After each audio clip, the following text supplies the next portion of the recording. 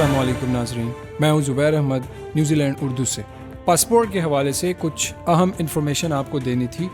Government of Pakistan ने कुछ notifications जारी किए हैं पासपोर्ट के हवाले से। अभी तक हमने जो पासपोर्ट्स बनाए हैं या जो भी पासपोर्ट्स हम बनाते हैं वो सिंपल पासपोर्ट थे, पेजेस वाले। तो आज के बाद जो हम पासपोर्ट बनाएंगे हम ई पासपोर्ट बनाएंगे। अच्छा, ई पासपोर्ट क्या होता है? ई पासपोर्ट बेसिकली पासपोर्ट ही होता है, इसी तरह जो हम बना रहे हैं। एक्चुअली दुनिया टेक्नोलॉजी की तरफ जा रही है, तरक्की कर रही है, तो आजकल के दौर में फॉरेन कंट्रीज़ में तो ज़्यादातर ई पासपोर्ट का इस्तेमाल होता है। तो अभी गवर्नमेंट ऑफ पाकिस्तान ने भी कुछ अलग सोचा होगा इसके बारे में, लेकिन ई पासपोर्ट जो होता है उसमें एक तरह का चिप लगा होता है, जिस तरह हमारे शनाख्ती कार्ड में लगा होता है, और इसमें और भी कुछ अपग्रेशंस इन्होंने की है। अच्छा, इसके फ़ीस के हवाले से मैं अगर आपको इन्फॉर्मेशन दूं तो 5 साल ई पासपोर्ट की नॉर्मल फ़ीस है 9,000 रुपये और इसकी अर्जेंट फ़ीस है 15,000 रुपये। 10 साल ई पासपोर्ट की नॉर्मल फ़ीस है 13,500 रुपये और इसकी अर्जेंट फ़ीस है 22,500 रुपये। इसके अलावा 72 पेजेस 72 पेजेस वाला पासपोर्ट अगर आपको चाहिए तो इसकी फ़ीस है 16,500 रुपये।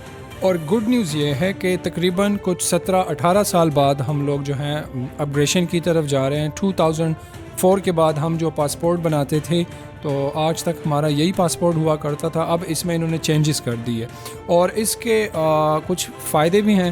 फ़ायदे इसके ये हैं कि अगर आपका पासपोर्ट खुदा न खास्ता गुम हो जाता है, चोरी हो जाता है, तो इसमें जो चिप लगा होता है उसके थ्रू आप इसको ट्रेस भी कर सकते हैं। इसके अलावा इस चिप के ज़रिए गवर्नमेंट आपको जो है पुलिस या क्राइम इन्वेस्टिगेशन ऑफिसर्स आपको आपकी लोकेशन भी ट्रेस कर सकते हैं। आपकी पूरी ट्रैवल हिस्ट्री उनके पास पड़ी होती है, उस चिप के ज़रिए वो आपको ट्रैक कर सकते हैं। अच्छा, इसके प्रिंटिंग के हवाले से मैं आपको अगर आगाह करूं तो प्रिंटिंग में इसका थोड़ा बहुत ज़्यादा टाइम लग सकता है, क्योंकि इसमें कुछ चेंजेस हैं और कुछ एडिशंस इन्होंने की है। तो इसमें एक तो आपको मैं बता रहा हूँ कि इसमें चिप है, और दूसरी चीज़ कि इसमें कुछ लेज़र प्रिंटिंग्स भी होंगी, तो इसकी वजह से इसके प्रिंटिंग में भी थोड़ा बहुत ज़्यादा टाइम लग सकता है। लेकिन इसका इजरा जो है, इसकी नोटिफिकेशन आ चुकी है, तो बहुत जल्द अब इस पे काम शुरू किया जाएगा। नहीं है, कोई एविडेंस नहीं है, लिहाजा वो भी सुप्रीम कोर्ट में है। और उसके साथ साथ तोशाखाना वाला केस 12 बजे समाअत वहाँ पर होगी हाई कोर्ट में, और 2 बजे समाअत सुप्रीम कोर्ट के अंदर होगी। इंशाल्लाह हमें पूरी उम्मीद है कि आज इंसाफ होगा। कानून के मुताबिक खान साहब की आज बेल हर सूरत हो जाएगी और खान साहब हमारे दरमियान होंगे। दूसरा, हमने प्रोटेक्शन मांगी है सुप्रीम कोर्ट से कि खान साहब को किसी मुकदमे में चाहे मालूम हो चाहे नामालूम हो गिरफ़्तार ना किया जाए, क्योंकि उनके साथ आइन कानून के साथ ट्रीट नहीं किया जा रहा। तो लिहाजा फेयर ट्रायल का हक़ जो है वो आइन का आर्टिकल 10 वाज़ह देता है, तो फेयर ट्रायल देना चाहिए और उन्हें प्रोटेक्शन मिलनी चाहिए। ये सारे मुकदमात आप सबको पता है झूठे हैं, फैब्रिकेटेड हैं, और उन्हें प्रोटेक्शन जो है वो उनका हक़ है और उन्हें मिलनी चाहिए।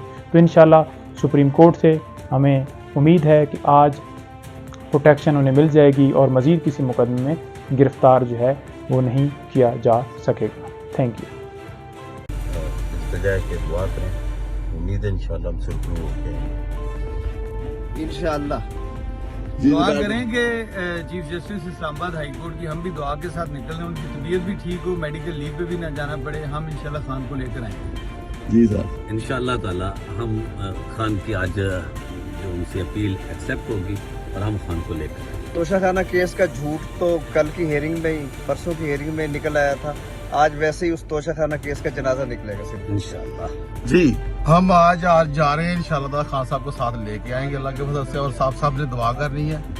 पाकिस्तान जिंदाबाद। लेकिन ये ताज़ा दस्ता सारा इस्लामाबाद हाई कोर्ट के अंदर भेजा जा रहा है।